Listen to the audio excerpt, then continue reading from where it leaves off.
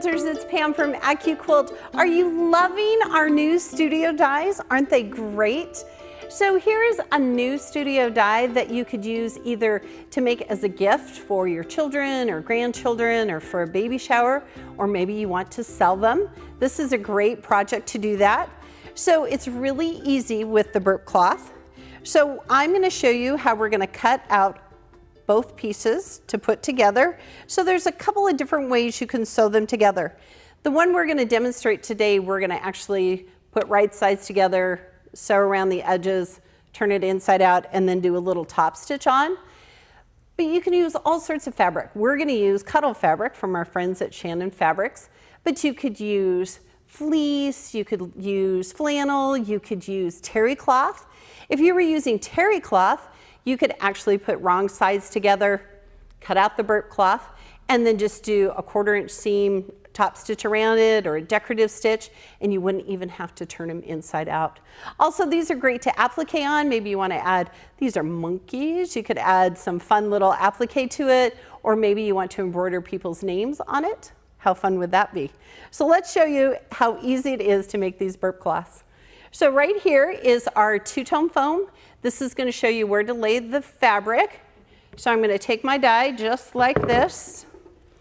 Now, I want the label, which is right here, to be at my belly, and lengthwise green back and forth across the die board.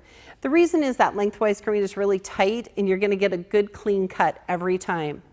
Now, this is a directional die, which means we need to either always put right sides together or wrong sides together.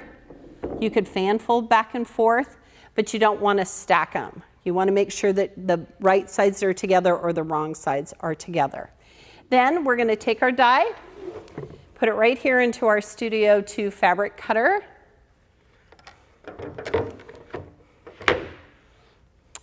And grab some cutting plastic.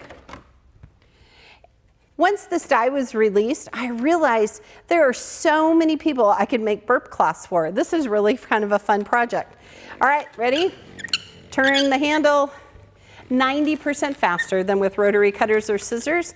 And to be honest, if you were cutting burp cloths, you couldn't use a rotary cutter. You'd have to have a pattern and take scissors. So how much easier is that? Slide that mat off. And then look. Ta-da! We've cut all of our pieces perfectly. Now you can cut up to 10 layers of cotton fabric with your studio dies. If you're going to cut fabrics like flannel or terry cloth or cuddle, I'd tell you to go with 6 layers, okay? They're a little bit thicker than that cotton. All right, so now I'm going to take my die out right now, and then I'm going to show you how we put together this project. All right, so we purposely put right sides together when we cut, because that's going to save even more time. So here's our pieces that are put together. We've pinned them. Quilters, when you use fabrics like cuddle fabric or minky or terry cloth, those fabrics have a tendency to shift. So I'm going to tell you to get some pins and pin all the way around the edge. Then you're going to stitch. You're going to start here, go all the way around with that normal 1/4 inch seam. Now you want to leave an opening about this big, because that's where you're going to turn your burp cloth inside out. So here we've turned it inside out. Now look, it's reversible. Look how fun that is. And then right here, there's that little gap where we left it so that we could turn it inside out. Then we would hand stitch that little gap so it looks pretty, and then just top stitch right across the top of our burp cloth.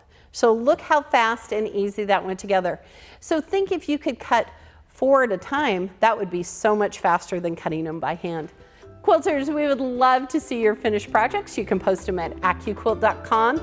And also remember, at AccuQuilt, we help you cut time so you can quilt more.